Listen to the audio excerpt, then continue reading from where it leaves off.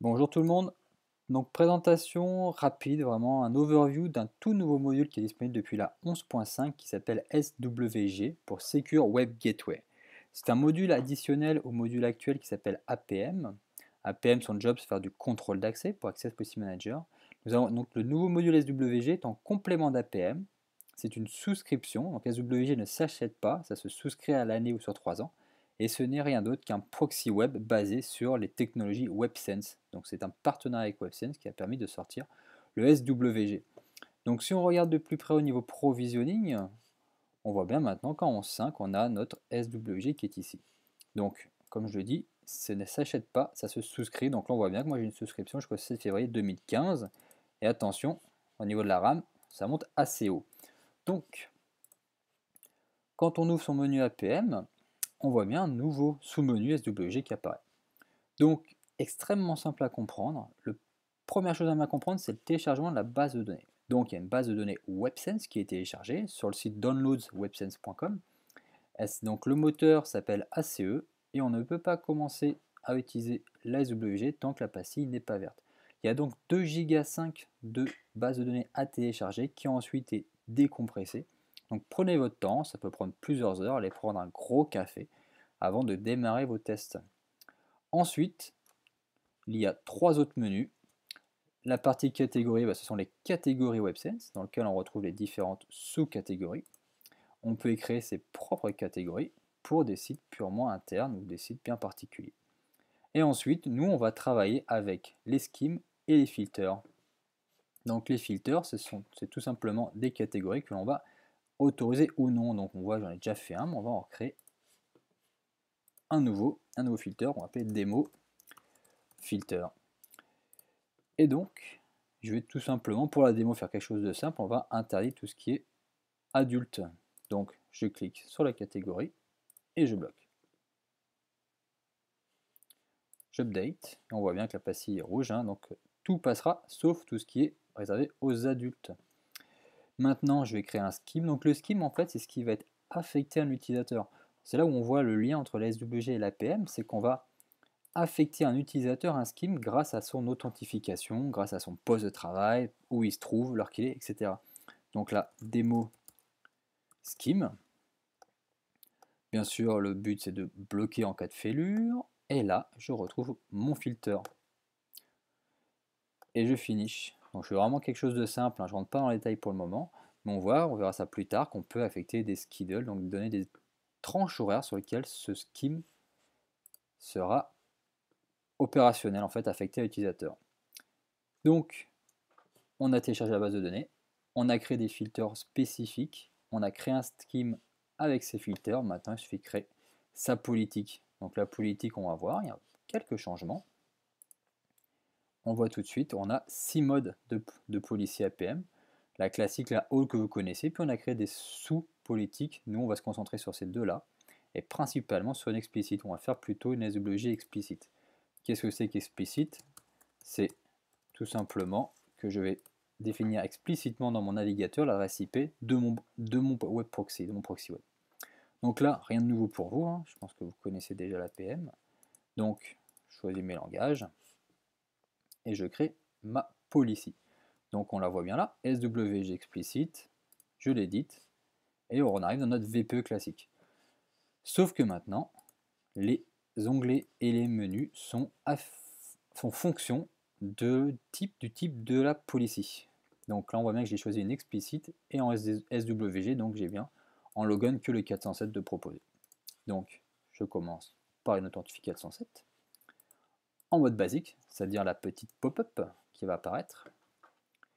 Ensuite, je continue sur une authente. Donc, préalablement, moi, j'ai créé une base locale dans mon Big IP. Pour rappel, depuis la 11.4, on peut créer une base locale d'utilisateur. Et donc là, j'en ai créé une qui s'appelle localdb avec un user qui s'appelle Matt et dont le mot de passe est Matt aussi. Et donc, pour finir, donc vous voyez bien, j'avance dans mes menus. Maintenant, sur l'assignment, on a un nouvel objet qui existe qui s'appelle SWG Scheme Assign et j'affecte le bon scheme à l'utilisateur. Et donc nous, c'est celui-là qu'on a créé. Et bien sûr, ne jamais oublier son hello à la fin, sinon on peut passer des heures à débugger sans comprendre pourquoi. J'applique ma politique, et on revoit ça, l'utilisateur arrive, pop-up de 407, il s'authentifie, vérification dans ma base locale que j'ai préalablement créée, ça passe, on lui affecte un scheme, le scheme qu'on a vu c'est tout ce qui est pornographique sera interdit. Bon, jusque là rien de bien compliqué, on voit bien toute la puissance de l'APM couplée avec un web proxy. Ce qu'on va faire maintenant c'est qu'il faut bien sûr créer son virtual server. Et là, ça va un peu se compliquer. Donc, soit on y va à la main et on crée des virtual servers, sachant qu'il ne faut pas oublier qu'il y a un mode connect dans la fonction de proxy. Par exemple, si je veux faire de l'HTTPS, je ne vais pas créer un VS HTTPS. Ça va être une méthode dite connect qui va être utilisée par le navigateur. Donc, pour ça, il existe une IAP. Ne vous embêtez pas, on a créé une IAP qui s'appelle Secure Web Gateway, qui est disponible sur Dev Central. Et elle est extrêmement simple. Donc, je fais démo SWG. En explicite. Je réponds aux quelques questions, il n'y en a vraiment pas beaucoup. Donc la première, transparent ou explicite, on va rester en explicite. L'IP du VS, que je ne me trompe pas, on va mettre la 10.100, port 3128, bon, démo poilab pour le FQDN, les ports utilisés, et surtout, voilà, on le voit bien, je récupère ma policy. Donc celle qu'on a créée, c'est celle-ci. C'est important que la policy SVG soit créée avant de lancer la IAP. La IAP ne crée pas la policy. Pour finir la partie DNS, je vais mettre no. Je vais pas transférer, je vais pas forwarder mes requêtes sur DNS. On va tout simplement utiliser un DNS forwarder qui va être créé, un DNS resolver qui va être créé automatiquement par la IAP. On ira voir ça. Rien à faire de ce côté-là. Et pour finir, la partie certificat. Pourquoi? Parce que si on va sur un site en HTTPS, donc en SSL, on va faire ce qu'on appelle du SSL forward proxy. Je vais tout simplement proxifier la connexion avec le serveur distant. Et donc je vais présenter un certificat, dans mon cas on va présenter un certificat auto-signé. Donc, il me crée tous mes objets. Si on vérifie ça, voilà ce que l'on a. On a bien le VS qui se trouve ici, avec ma policy APM. Et ensuite on a des VS 80 et 443 qui sont utilisés, principalement celui-là dans le mode connect. Et on voit bien que la particularité c'est qu'on a un tunnel qui va être créé. Peu importe, c'est la SW, c'est la IAP qui se charge de tout ça. Donc, un petit détail par rapport au DNS, donc on voit qu'il y a un nouveau menu qui apparaît dans la 11.5 qui est DNS Resolver. Et donc en fait, la IAP crée ce DNS Resolver qui va permettre d'utiliser les DNS routes internet pour faire la résolution de noms. Donc vous avez vu, j'ai pas spécifié un seul serveur DNS, hein, c'est tout simplement le DNS Resolver qui va s'en charger. Donc, comment faire le test? Extrêmement simple. On prend un navigateur dans lequel on peut mettre un serveur explicite, mon Firefox, Settings, bon, je l'avais préalablement configuré, 3128, sur l'ensemble des protocoles. Derrière, j'ai un petit SSH qui tourne. L'idée, c'est de vous montrer la partie DNS.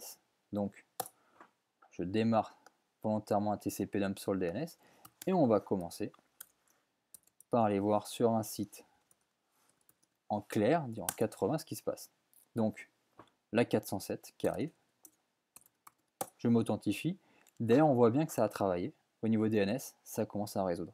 Donc, si on regarde les IP, on est bien sur DNS purement public pour aller résoudre tout ça. Regardez, hop, les mêmes serveurs sont ici. Donc, là, je suis sur l'HTTP classique. Bon, rien de particulier. Par contre, si je vais sur l'HTTPS, donc le Google, par exemple, Google est en HTTPS, il y a un 302.